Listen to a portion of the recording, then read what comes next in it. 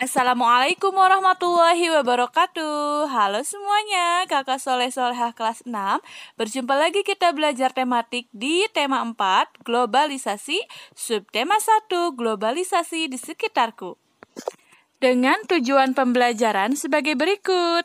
Silahkan sebelum mulai pembelajaran, siapkan terlebih dahulu alat tulisnya dan berdoa terlebih dahulu ya sebelum mulai belajar.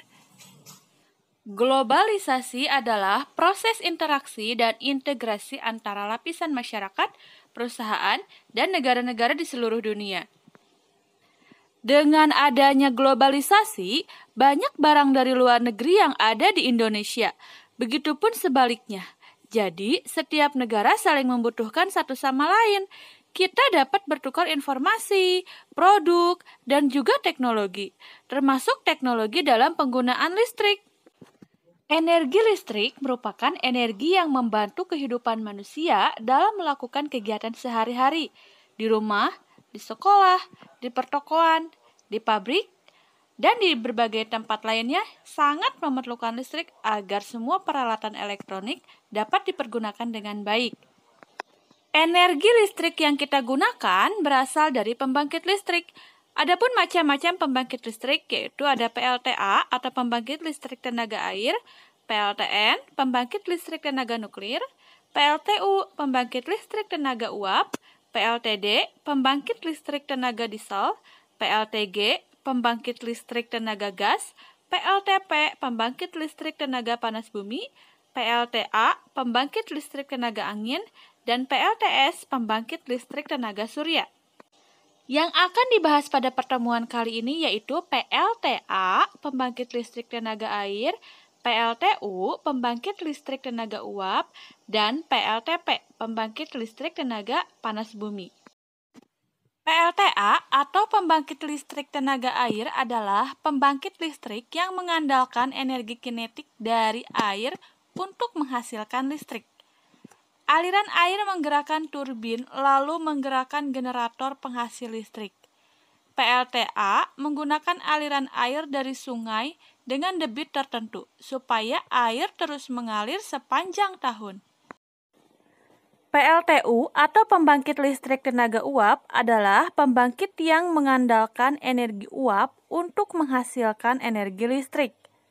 Pembangkit listrik jenis ini adalah generator yang berporos dengan turbin dan digerakkan oleh tenaga kinetik uap. Pembangkit ini menggunakan berbagai macam bahan bakar, terutama batu bara dan minyak bakar. Salah satu PLTU terbesar adalah PLTU Poitan, Probolinggo, Jawa Timur. Selanjutnya, PLTP atau pembangkit listrik tenaga panas bumi. PLTP ini merupakan pembangkit listrik yang menggunakan energi panas uap alami untuk menggerakkan turbin. Uap-uap yang telah dikumpulkan kemudian dibersihkan dari partikel berat seperti sodium, kalsium, dan lain-lain. Setelah itu, uap dimasukkan ke dalam turbin dan menggerakkan turbin yang terhubung ke generator. Pada era globalisasi ini, penggunaan listrik sangat besar manfaatnya. Akan tetapi masih banyak wilayah di Indonesia yang belum terjamah aliran listrik. Oleh karena itu, diperlukan sebuah pembangkit listrik yang mudah diterapkan di daerah pedalaman. Pada wilayah pedalaman, pemasangan aliran listrik cukup sulit karena kondisi jalan yang kurang baik seperti berada di pegunungan ataupun di tengah hutan. Salah satu contoh pembangkit listrik yang mudah diterapkan adalah model pembangkit listrik tenaga air mikrohidro. Pembangkit listrik ini dapat dibangun dengan biaya yang tidak terlalu besar, tidak membutuhkan lahan pembangunan yang luas, serta proses perawatannya juga cukup mudah dan dapat dikontrol oleh warga. Pembangkit tenaga listrik ini memerlukan debit atau jumlah air sungai yang terus mengalir sepanjang tahun, atau dapat dibuat bendungan untuk menampung air. Untuk lebih mengetahui jenis pembangkit listrik tenaga air mikrohidro ini, coba perhatikan cara kerjanya sebagai berikut.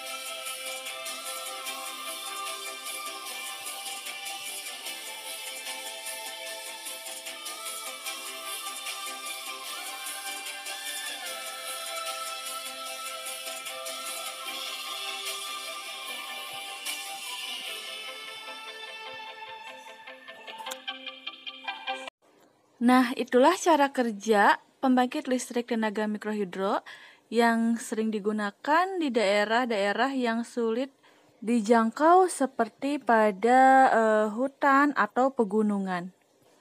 Tujuan dibangunnya pembangkit listrik ini yaitu untuk memenuhi kebutuhan manusia, khususnya dalam mendapatkan listrik. Kebutuhan manusia tentunya berbeda-beda. Perbedaan kebutuhan ini menyebabkan beragamnya kegiatan ekonomi di masyarakat. Kegiatan ekonomi adalah segala aktivitas atau kegiatan yang dilakukan oleh manusia dalam upaya pemenuhan kebutuhan hidup. Coba perhatikan masyarakat di sekitar kalian. Tentu kegiatan mereka sangat beragam. Ada petani, pedagang, supir angkot, pegawai kantor, guru, dan masih banyak yang lainnya. Walaupun kegiatan setiap orang berbeda-beda, tapi mempunyai tujuan yang sama, yaitu untuk memenuhi kebutuhan hidup. Dalam adanya keberagaman ekonomi, tidak harus membuat kita menjadi terpecah belah. Oleh karena itu, kita harus menerapkan beberapa sikap yang perlu dikembangkan dalam hal keberagaman ekonomi ini. Berikut adalah contoh sikap dalam keberagaman ekonomi di lingkungan sekitar. Yang pertama, saling menghargai dan menghormati antar pelaku kegiatan ekonomi. Yang kedua, membayar barang yang dibeli sesuai dengan harganya. Yang ketiga, bermain dengan teman tanpa membedakan kegiatan ekonomi yang dilakukan oleh orang tuanya.